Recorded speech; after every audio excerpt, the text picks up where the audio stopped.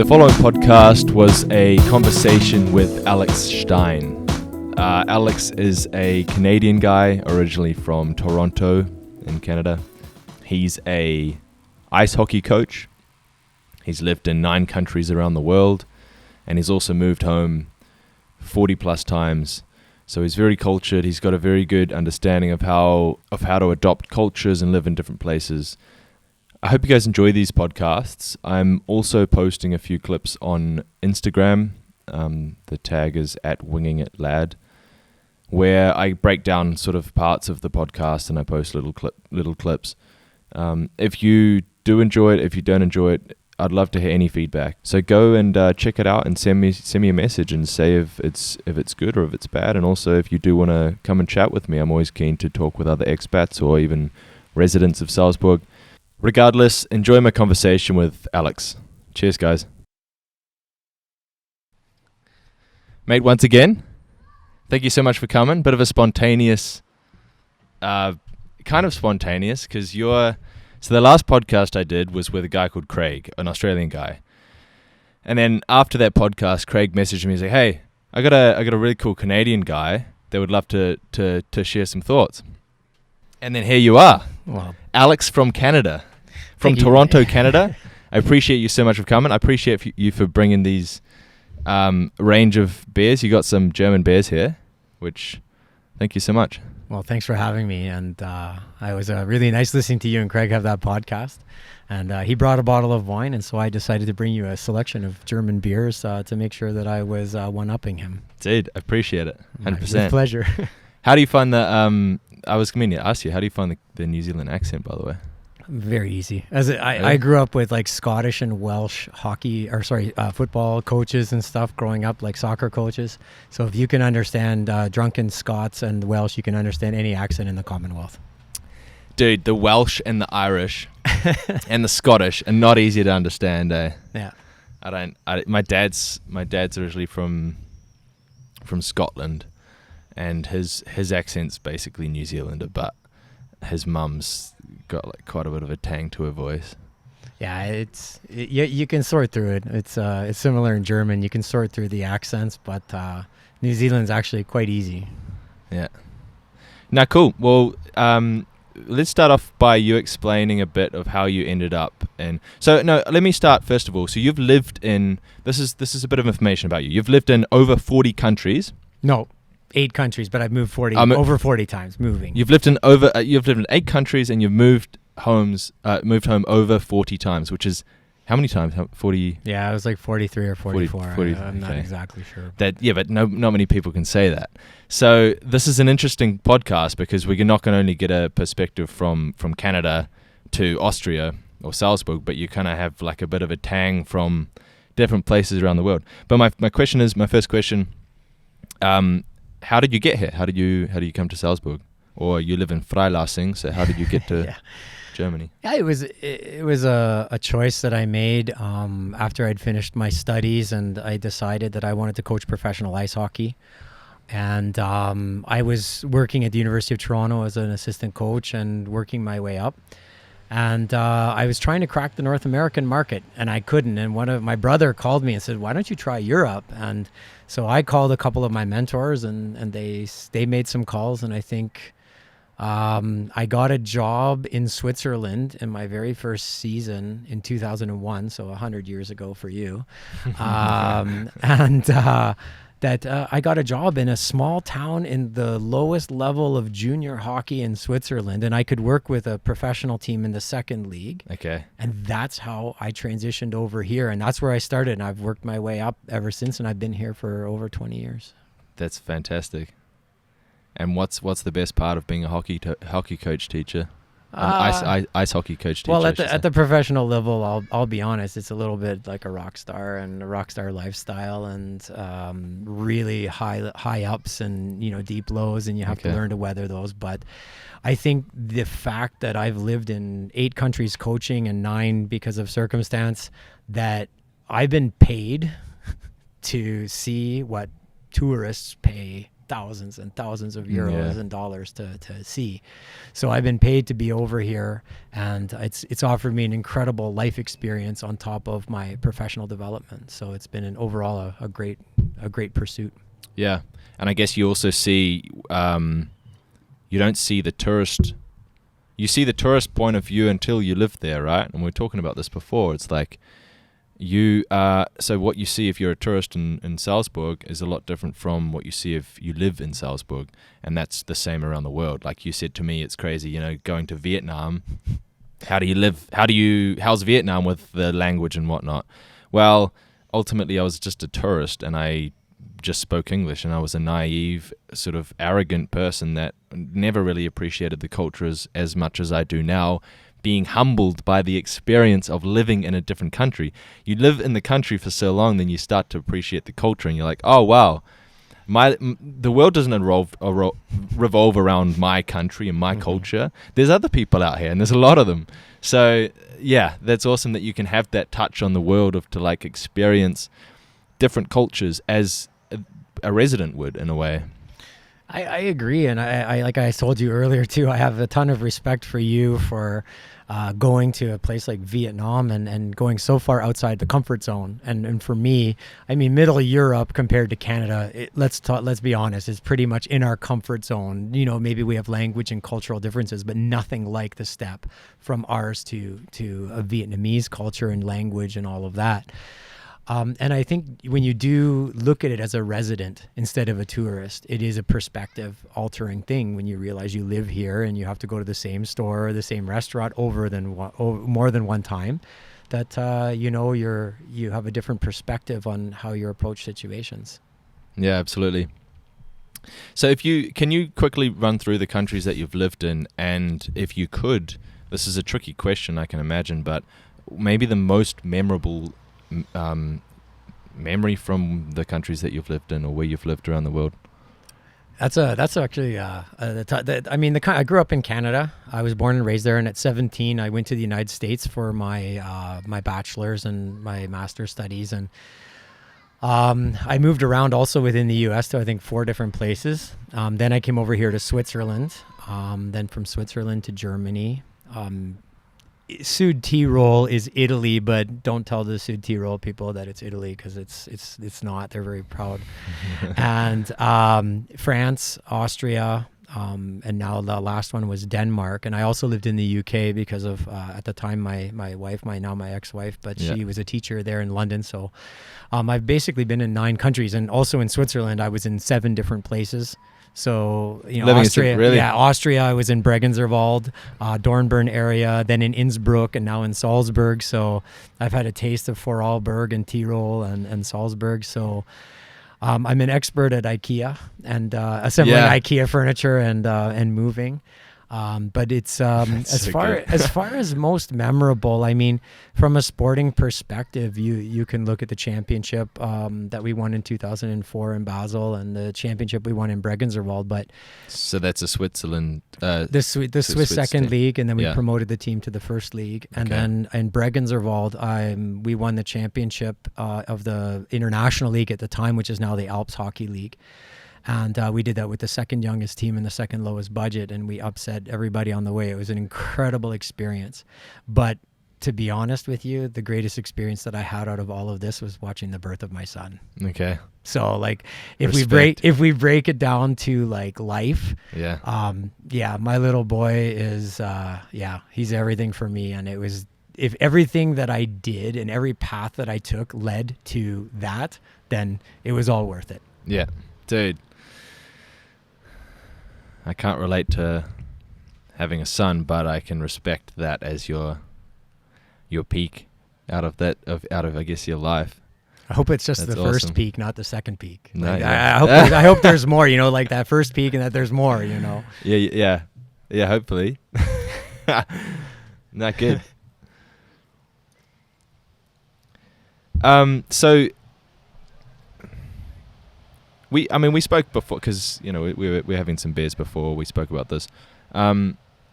With the aspect of someone that's been around the world, with different homes like you have, what's the most? Can you put your finger on the most challenging aspect of that, and maybe apply it to Salzburg, because that's sort of what I want to focus on. I think the one disadvantage of moving so much is the quality connections. You know, you miss the quality of friendships to develop. The kind of the golden rule that I've had is, you know, it takes 8 months to start to really feel a city. So if you're new in Salzburg and you're just got here and maybe you're 4 or 5 months in and you're frustrated, give it time. You know, you can't find a city, you can't meet people, you can't learn the restaurants and all of that in such a short time. You have to give yourself 8 months to a year. Well, in the hockey business, it moves fast. Maybe you get promoted, you get a better job, or you move out of the town. So your opportunity to make quality connections and people is probably the thing I'm missing. And we talked a little bit about this. When I go back to Canada, I have a bunch of people who accept me for me, and they've known me for the first, 17 years of my life and throughout my life. And when you come to a town and you're new and you start to meet people and then you have to leave, I think that's the biggest disadvantage of moving. But like if you're new in Salzburg, just give it time, because it is a great place to be. Yeah. Yeah. Let's talk a bit about, if we can go down the trail of because it kind of goes off this aspect of learning to let go of home, of what you Yes. and you had a brilliant analogy here, and you apply this to New Zealand, which is, it's music to my ears in a way, because I'm sitting here thinking like, you've basically put into tangible or audio version of what I've been thinking about the last 2 years of my life trying to live here. You know, this aspect of trying to hold on to what you're used to for 21 years of your life, or, when I came here I was 21. So, explain that a little bit. Well, we talked about get out of your comfort zone. I mean, when you move to a new country, it's all about comfort zone. And I found that for the first 5 years, like after listening to Craig's and yours podcast, which I could relate to really in the first 5 years, 6 years of me being over here in different countries. And I think it's a general application. You want things to be easier. You want things to be like it was back home.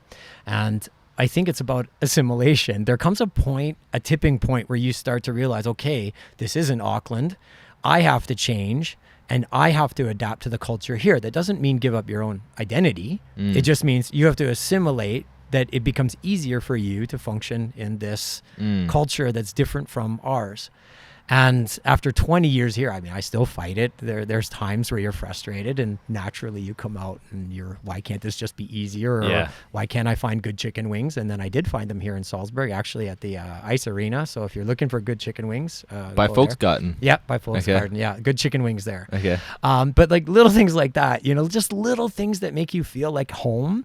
That's what you're searching for, because it brings you to your comfort zone. It brings you to your happy place, if you will. Yeah. And I think that, accepting that you're in a different culture is kind of making it easier. And instead of fighting it, kind of go with it, steer into the skid instead of away from it. Yeah. Yeah, and for me, like, if I can put it, because I want to give examples here just so people can understand exactly what we're talking about, it would be sort of down the lines of, you already said the food example, but the language example is the ultimate Yes. Why can't people speak English, or why can't this? Listen, Johnny, you're not in New Zealand right now. You need to get that in your head. You need to understand that this isn't your home. Don't try and make this your home. Try and make this your second home, or you essentially build your life in a way that is going to share with your brain that this is not your home, but it can be, and that's you just start making those steps towards making it your home. You know what I mean? Well, I think the story you're talking about is like, let's flip the script. Let's take an Austrian guy, comes to Auckland, only speaks German, doesn't know where the schnitzel is, doesn't understand why schnitzel's not on the menu in every restaurant, and he's complaining about it all the time. Why can't people just be, putting this on the menu or putting that here, and why do they talk like, why do they do this? And you can handle that for a time as a as a New Zealander, you're kind of like, okay, the guy's having a hard time adjusting. But if that goes on like 3 to 5 years and the guy's just complaining why nobody else is learning German, then you're kind of saying, well, buddy, go back to Austria if that's what you want. So we have to look at ourselves in that light. And there's times where I was like, okay, I'm the one who's the problem here. Right. In the end, look in the mirror. Right. I'm the one who wants it to be easier. So I want them to speak English for me. And there's nothing wrong, but try in German as far as you can go. I call it talking Dinglish. We'll go as far as I can in German, and then the rest is coming in English. Yeah. Because that's all you're getting. Yeah. And I think that we would respect the German or the Austrian guy visiting us, and he's trying to speak English, and we would be helpful. We would reach out, and even if we don't speak German, we would try to help him because he was trying to fit into our culture and trying to learn new foods and trying to learn new things. So that's kind of how I flipped the script on that story, because I looked at myself in my first 5 years and said, yeah, maybe that's why it was difficult, not because of the country I was in. So what's your thoughts on, obviously, by trying to fit into the culture and integrate, sometimes it doesn't help to make English-speaking friends, because then you get yourself into this bubble where you make your own Wolfpack, and that Wolfpack will sit by each other and not, you'll speak English together and this and that. So what's your thoughts on that? Because obviously it's nice to have people from home. You came here and the first thing you said, you walked in, is like, oh, it's nice to speak to people from the Commonwealth, circle or whatnot. And so what's your thoughts with regards to like building this English-speaking Wolfpack in a different country, and going out of your comfort zone and literally, speaking in the streets and making Austrian friends and stuff like that? Well, we also talked a little bit about your experience in Vietnam, when at first you were afraid to go out alone, and then you went out there alone for a couple of days, and you're just like, wow, okay, I can handle this. And it's a little bit here. I think that the Wolfpack is good to a point. You have to have that fallback position. You have to have the place where you feel comfortable, especially if you've moved here alone. If you've moved here alone and you meet English-speaking people or people from your culture, I think it's a great thing. It's a huge advantage. But you also have to branch out, and you have to start, not being afraid to try things. Get out of your comfort zone. In the end, that's what it comes down to. It's in every aspect of your life. We have our comfort zone. It's never bad to go back into it when you need to retreat, when you need a safe place. But at the same time, you can take a language course. Nobody's stopping you. You can go out in the town and go to the bakery and order your bread and learn what the names are. You can do that. So, it's don't be afraid to try. And just remember, if you're talking English to somebody and they're talking German to you, they're just as afraid of you as you are of them. Yeah. They're trying to, if you speak German and you don't understand, they'll try in English, but maybe they learned it in school and they haven't used it in 20 years. So they're terrified. Just try. Yeah. Just try. I mean, you've got nothing to lose by just getting out of your comfort zone and trying to do stuff that is different, because when you do it, you actually realize that it's not so hard. And then you gain confidence, because you're okay, well, it wasn't that hard to bike. For me, my example was, I told you, I got on my bike when I moved to Freilassing, and I was in my cave and I was in my comfort zone and I was just happy in my little apartment. Right. And then I came into Salzburg on my bike and I just rode it in here and I found the way. I didn't get lost. I didn't end up in Italy or something crazy like that, like I'd built in my head. Yeah. I just got on my bike and I rode, And I think that's the key thing. I mean, if you said to me, let's go out for Vietnamese food right now, you'd be taking me so far out of my comfort zone. To be perfectly honest, Johnny, you'd be taking me so far out of my comfort zone. But I'd be like, okay, maybe.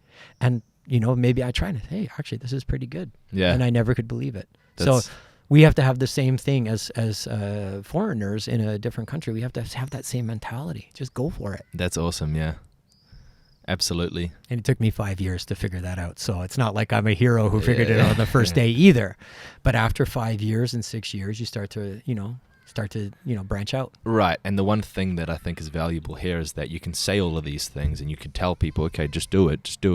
But they need to do it for themselves. And then only when they do that for themselves, they're going to teach themselves that this is ultimately better for them. When you take care of yourself and your mindset and everything, the ultimate way to do that is to do something that's challenging yourself.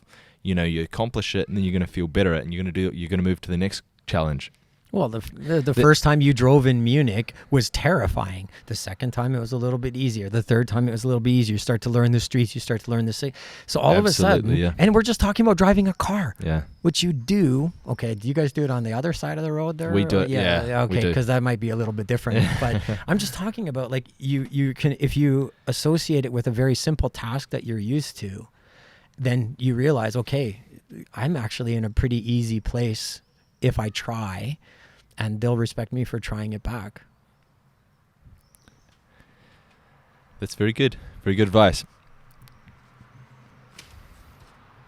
What's your advice for? What's your favorite part of living in this part of? I want to say this part of the world. Let's say Salzburg. Freilassing is not far from Salzburg. Yeah, I mean when I go running down by the river, I'm on the border. So yeah, right. I mean, if it weren't for my son, I never would have moved here. That's why I'm here. That's what actually brought me to Freilassing, is I wanted to be close to my son. He's 5.5 years old now. And I moved here in 2018 to be a dad. And, so I love the mountains. I love the nature. I mean, it is a beautiful place. It is a very, I'm half German, so I was raised on German food. So I'm at home here. Okay, so that also helps, with grandma's cooking served in when my dad comes to visit, he's in heaven. He's like my mom's cooking and stuff. But I think that the Salzburg area is, you have a very historic town. You have a very, it's a pretty lively town for its population. But if I come in here with the mentality of Toronto 2.2 million or London, 10 million, and I come to Salzburg, what I actually like about that is actually the slower pace here. I actually consider it like a slower pace. People are more inclined to go walking up mountains or go swimming in lakes. And I've done stuff that I normally wouldn't do, getting out of my comfort zone, and really enjoyed the area. I probably could have done it more, to be honest with you, in the last years. I probably could have been out more. But it is a really great city. It's got a nightlife. It has an expat community. It has a lot of nature and really cool stuff to do. And you're a stone's throw away from, you get on the train, you're in Munich in a couple hours. You can go there for the day. Where else can you say you can go to different countries? And, it's a pretty good home base. Yeah. So I think there's not one favorite thing. I think it's got everything you need here and more. And it's a pretty good thing. But if you like big city life and you like a lot of options, then maybe Salzburg might be hard for you. You have to change your mindset and your thinking to, smaller town thinking. Yeah, right. I've heard people say that, Salzburg's too small for me. A lot of people say that. And that makes sense. Salzburg isn't it's barely a city. If you look at Toronto or maybe my city, Auckland, I think there's like maybe 1 million people living there. That's ridiculously bigger than this place, Well, it's 140,000 or 150,000 here or something like that in Salzburg. And it's also about the international flavor of the city. I mean, I lived in Innsbruck as well, and it had a completely different mentality to it. Okay. And they're similar, they're relatively similar sized and the same culture in Austria, but Tyrol and Salzburg is very different. So even within the country, you're going to find differences of how it is. But when you get to the bigger cities, for example, I lived in Basel, Switzerland. Yeah. And you have France and Germany and Switzerland right there. And so you have like a lot of multinational corporations, the pharma industry is there, there's banks there. So you have a lot of expats in that area. So it's a bigger international, even though it only has, not so many more, 200,000, I think, in the city area. Right. So you feel a difference, but you have to maybe downshift a little bit if you're from a big city in Salzburg, and actually you might learn to enjoy that. And I've also heard people saying, yeah, okay, I don't mind this. Those are usually people in a relationship though, or if you have a family, they enjoy the slower pace here. Yeah. I wouldn't know. How good's German and Austrian or German-Austrian ice hockey? Well, I mean, it's very different than North American style, but I stopped trying to be a North American coach after a couple of years here and realized that I had to change. I had to change my mentality. Overall, I mean, German and Austrian hockey are, top 10, top 12 in the world. Really? Okay. So they're on the Olympic stage. They're, Germany won a silver medal. Austria is kind of, up and down from the second tier, but they also have a strong national program. And the ice hockey here is really good. I mean, I encourage anybody, even if you haven't been out, Salzburg has Red Bull sponsoring, and they've got a fantastic team and a great ice rink. And I think I really enjoyed coaching in Austria. I thought it was a great league, and it was a lot of fun in both the levels, the first league and the second league. And it's, I think you have more of a local flavor here. There's import quotas, of course, of how many they can have. And so, when you're at the highest levels, you're there to win. And when you're in the second league, you're there to develop. So it also changes it. But I think Austria is an up and coming country, with hockey. It's getting better and better. Their youth development system's improving. And I think ice hockey looks good for Austria in the future. I would have this is humbling for me, if that's the right word, or it's interesting to say the least, because I don't know anything about ice hockey. I don't know anything about hockey really in general. And so when you say all of these things and like the championships and this and that, I don't watch it. So I don't know, it's cool to sit and just like have like a professional coach explain this and that, and like you've clearly dedicated a huge chunk of your life to this sport, and I'm clueless about it. I could say a few things about rugby, and I would know very little about rugby other than somebody told me I'd make a good winger when I was younger. But yeah, so props to you. It's awesome, man. I don't know. Yeah, I think it's when you dedicate yourself to any craft, be it whatever job you have, if you have the passion to do it. And that's what's driven me. I've engineered this career out of nothing, but in the end, the best decision I ever made was to come to Europe. And it opened up my perspective, and living in all these countries and being paid to do it. What an incredible ride it's been. And, anybody who's in any profession, just, if you throw yourself into your life and realize like, yeah, you're working your job and you're here in Salzburg, but hey, you're in Salzburg. You could be somewhere else. If you're an expat here, you could be back home, you could be working the job, but hey, take a look around, just look around. That's all you have to do in Salzburg. And you realize what a great place this is. For people that have the fear of leaving their home and moving to a new country, or people that maybe even are thinking about it, but they're saying, oh, I've got no one to go with, or, I'm scared, essentially. I think that's what a lot of life comes down to, is just the fear. Yep. Why should somebody move to a new country? You're sitting here and you've been to a few countries yourself. Why should somebody leave their home and live in a new country? It's a great question. I mean, we can always find why not to do something. Okay, it's really easy to find why not to do something because it goes back to comfort zone in the end. And I think what it will do, even if you're working the same job and you move to a different country, and I mean, you can answer this too, the perspective that you gain from working the same job in another country, because you're dealing with the same problems or similar problems you were dealing with back home, and you're dealing with a different culture and how they approach it and how they look at it and how they see it. And I think that can change your mindset and make you better at what you do, whatever it is you do. If you're hesitating, yeah, I understand. I get it. It's a huge leap. It is jumping out of an airplane. And you just have to remember, you've got a parachute. You're not going into a civil war situation, or there's so many horrible situations around the world. This is a really great place. And even, just have the courage to, and it comes down, I mean, everybody has the courage inside of them. They just got to find it. Okay. So if you dig deep in yourself and you say, I really want to try something different, but I'm hesitating. Well, why not? What's stopping you? What is stopping you? You have to come to the conclusion that everything's going to be okay. That's how you have to have the mindset. If you come to a new country and you have a mindset of like, this isn't going to work, I'm not going to like it, I'm not going to be happy, you know what? Take the next flight home, because that's how your mindset's going to be. But you have to think, how is this going to work out? Yeah. And everything will work out. And when you have that mentality, then I think it's easier to make a big life decision. Everything's going to work out because you have the right mindset going into it. an optimistic mindset. I mean, it's almost, from my point of view as well, it's like, it's not just that everything's going to be all right. If you do it right, or if you persevere and you're resilient, you're going to overcome so many fears you had back home, and you're going to see things back home that you never saw, and it's going to be better than ever. And when you do go home, you're going to appreciate the things that you didn't even think you'd appreciate. Yes.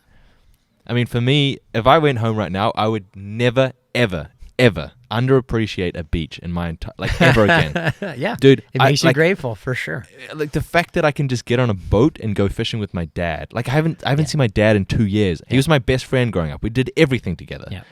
And so, now I'm sitting here and I'm like, I would, like, absolutely love to just go and spend 5 minutes with him. So it's not just like it's going to be okay. It's like it's going to be okay for the first couple months because it's going to be hard. Mm-hmm. But then you're going to overcome that, and you're going to be like, I'm so happy I did this because of X, Y, Z. And you touched on the theme of being, how do you say, grateful.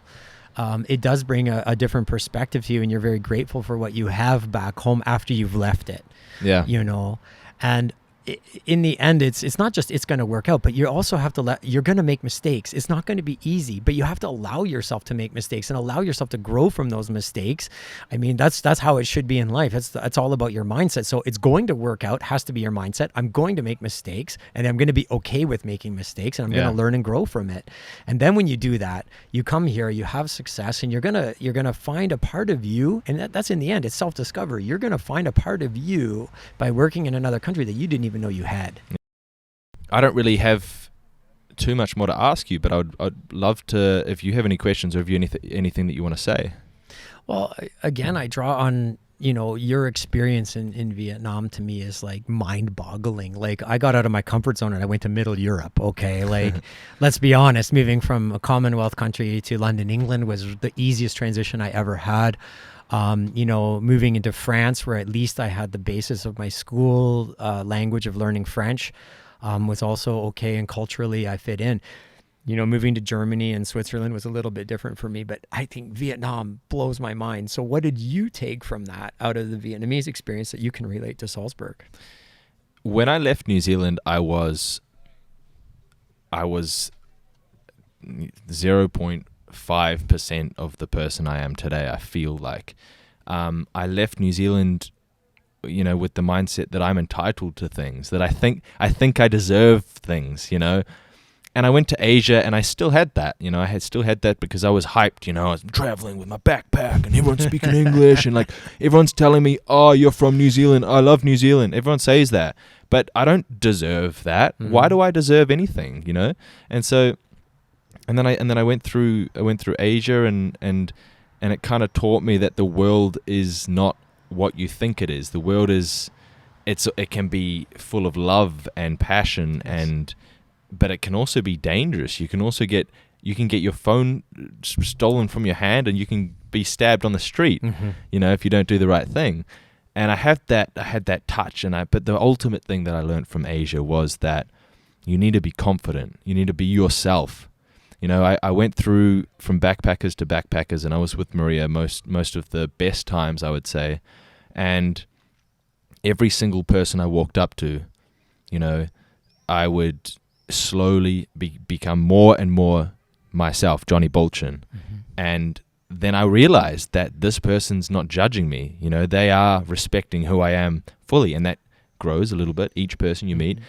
And then it's also the fact as well, is like you can't necessarily have good conversations with everyone in a normal life, in a normal job and everything like that.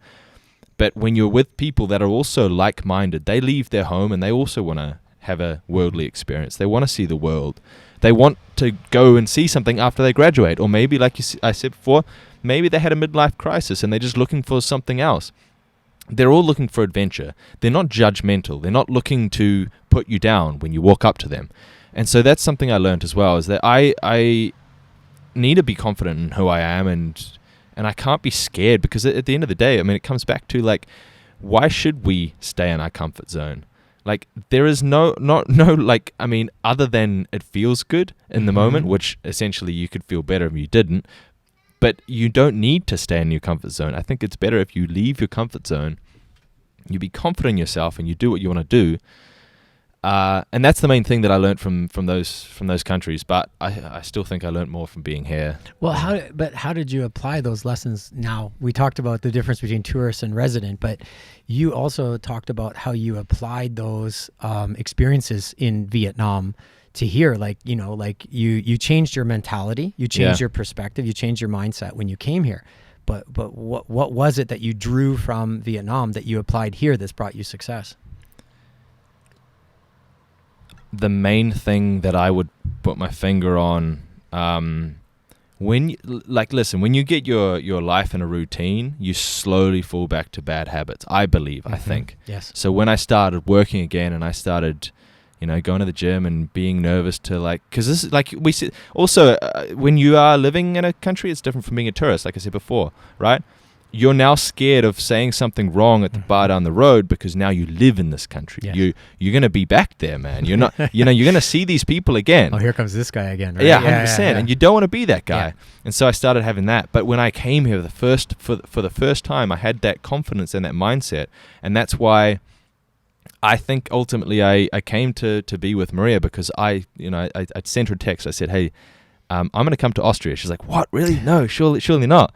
And I was like, yeah, why not? Like, I'm traveling. I don't have to stay. I mean, let's just see. She said, okay, let's do it. And I got a flight here. I arrived in Vienna. I caught a train from Vienna to Salzburg. Maria's best friend picked me up and took me back to the farmhouse. And at this point in time, Maria wasn't at home. So she was working. Mm-hmm. So I had to meet her mum and her dad. Wow. By myself. Right into the fire, eh? Absolutely. And they and they don't speak English. They can say, hi, my name is Monica, or this and that, and it's very minimalistic. Very, very minimalistic. Her mum does. Her sister does also. Her dad doesn't even want to speak English. Right. So I knock on the door, and then she opens, and I walk in, and I straight away just gave her a hug. This is where your answer, the answer to your question is, because I'm applying my confidence and my belief in myself, and I walk in and I give her a hug. And Maria tells me afterwards, we don't hug in our family. We never do it. Yep. This is It's weird also for her. somewhat cultural too. I mean, Canadians are very friendly. Yeah. And I know I can relate to it, because if you go in with a hug, they're like, okay, wow, like what's next? Yeah. It's a big step, and I think that's great. Okay, so continue. Yeah. How did it end up in the end? How did it end up being received? Yeah, well, I'll get there. But first of all, I just gave her a hug, walked in, and then she said, hey, do you want slippers on? I was like, oh, that's a bit weird. No, thank you. And then I walked into the lounge, and through the lounge, I walked to the kitchen, and then I walked in and saw there was an old guy. There was a younger girl, and there was, and so they were just there at this point. And I thought, okay, must be Maria's dad, although he looks a bit old, and it must be a sister. I walked in, I sat down, I smiled, I shook everyone's hand, I said, hi, my name's Johnny, and nice to meet you, blah, blah, blah, just like I would in Asia. From my head, I was thinking just like I thought there, and I just came fresh from Bangkok. And so I sat down, and they put a big plate on the table, and I was making conversation, and I was just trying to smile and be who I was, essentially, and that's exactly what I was trying to do. End of the story, that old guy was her opa, so her granddad, which I learnt later. And then Maria's dad walks in. And Maria's dad walks in through the door, and he says, Servus, which means like hi or hello for people. And I stood up. I said, hey, my name's Johnny. Nice to meet you. And he was like, what's going on here? Who is this person in my kitchen? Mm-hmm. And I was like, oh, this is not good. And then I was like, okay. And I sat back down, and I just kept eating. And then I was translated later that he basically said, well, who is this guy? And they said, this is Johnny, Maria's friend that came, and he's visiting. And then he said, well, he doesn't speak German. And no, he doesn't speak German. And then I said, and he said, well, we better learn German then, because I'm not speaking any English. And so I sat there, and I was like, all right, well, and then I went for a walk with them later on, and then Maria came home, thankfully, later, and I was waiting. I was counting the hours until she came home, because I was thinking, like, this is such a ridiculous situation. So the answer to your question ultimately is, like, the experience that I had in Asia when I was confirming with myself that I need to be me. Mm-hmm. I couldn't have come straight from New Zealand and done what I did there, Mm-hmm. you know. And so for me, that's like the big thing with moving here, and that helped me with the first few months. You know, I would wake up every morning. Maria would go to work. I'd get up and I'd bake bread with Maria's mum. Mm-hmm. I'd help her clean the dishes. I'd go and I'd even milk the cows. So they have a farm. Wow, that's awesome. I would go with Maria's mum to the barn, and I'd put gloves on and a full on That's incredible. outfit, and I'd milk cows with her mum, and me and her would stand there like trying to speak German and English, and she'd be teaching me like, "Das ist eine Kuh," or I don't know if that's right. Yeah, it's perfect. Like, that's a cow, and I was like, then I'd repeat it like, "Das ist eine Kuh," or something, and then and so she'd say like this and that, and we'd just talk and trying to like, you know, make friends, and we ended up building a really, really good relationship. And then she said to Maria not before, but a while ago, you know, Johnny walked in and he gave me a hug, and it made me feel instantly good. And so this is the answer to your other question, is like, man, like the fact that I did that, I'm so proud that I did that now, you know. So it's like, because it actually meant a lot then, you know. She's like, this guy is a good person. Yes. He's not here to harm my daughter. He's not here for any bad reasons. So I think what your story, and I love your stories because they're so, I mean, I think that's where my experience comes from, also not just from myself, but from like sharing with other expats and other people's stories. But I think for anybody who's listening, who's thinking like, yeah, I want to make a step, and you know, maybe I want to try to go abroad, but I'm not sure. In the end, your story is all about you being yourself. And you built the confidence from getting outside your comfort zone, going out to Vietnam, and, you know, to build that confidence. And I see it translating to this great moment, you know, meeting this family, and you're just yourself. And they like that you're yourself. And I think for anybody who's moving to another country, be yourself and bring what your experiences and your past and everything with you. And it's just such an incredible story of how it ended up. And I was perceived was, hey, this guy is a great guy because he's true to himself and he's true to us. And that's what I say to anybody who's coming over. Try it. Assimilate. Try the German. Try milking cows. I can say I've been over here 20 years and I've never milked a cow. I don't know if I necessarily want to start, but if somebody said, hey, you know, you're here and try it. Okay. Yeah. But I think that's in the end what we're talking about here for us expats. And that's just to try new things and to just be yourself and just go for it. Yeah. Because why not? You know, why not? Absolutely. 100%. And it can't be as bad as or it can't be as scary as what I went through, maybe. Hopefully. Well, yeah. I mean, the thing is we all have our own reality. We all have our own fears, and we all have our own things. I mean, the one thing we didn't talk about that I wanted to say was the best decision I made when I came to Salzburg after I was here for a while was joining Internations. And I know it's a plug for them, and Craig said it as well. But to be honest, that's how I met Craig. Right. And what it did is I met people with the common experience of people coming from all around the world and from different cultures. And I didn't just go to the Commonwealth people. I also branched out and met all sorts of amazing and interesting people. And even if I didn't forge a friendship with them, they had a story to tell. And all of a sudden I didn't feel so alone. I didn't feel like I was the only one going through these you know, problems of transition and going through that in my life and to fitting in, and you start to hear different stories, and it was probably the best decision I made, to be honest, because I finally felt that I could relate to people who could relate to me. Yeah. And then, you know, I branched out from there, and it gave me the confidence to know I had my Wolfpack and I had my safety zone, my comfort zone, and once a month we would have an event and we would go. I just met so many incredible people through that. But it also gave me the courage to go out and to try different things and to assimilate myself more into the culture, because I had that fallback position. And I have my friends where I can say, I had the craziest story last night, and I met this guy and this happened, and you know, like a story that escalated, and then they would laugh and say, yeah, okay. And then we'd start talking about why. And it was really cool. Like, it was really nice to have that base. But I think that that's something, you know, if you're in a foreign city, or in Salzburg here, you have Internations, but you can also, you know, move your Internations to another city if you move again. So, you know, things like organizations like that really help. Really help. Get on Internations, everybody. Well, Alex, thank you so much once again for coming here, and we need to keep in touch, mate.